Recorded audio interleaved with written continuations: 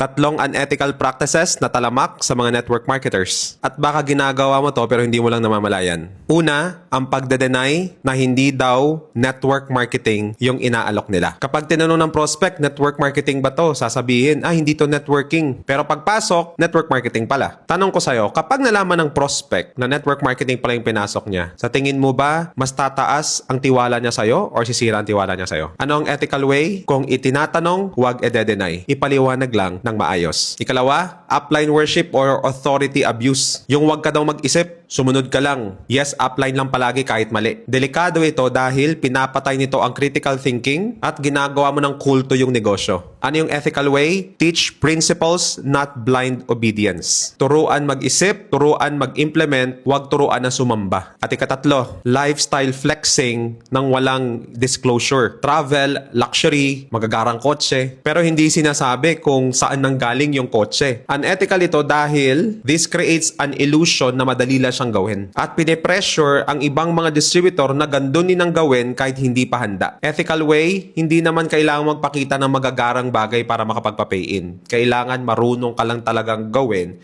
kung paano mo papapaliwanag ang network marketing business mo ng maayos. So conclusion, hindi sinisira ng network marketing ang mga tao. Pero may mga network marketers na mali ang ginagawa kaya nasisira ang network marketing. Kung agree ka dito, click mo follow sa page na to at i-share mo to sa mga ka-teammates mo.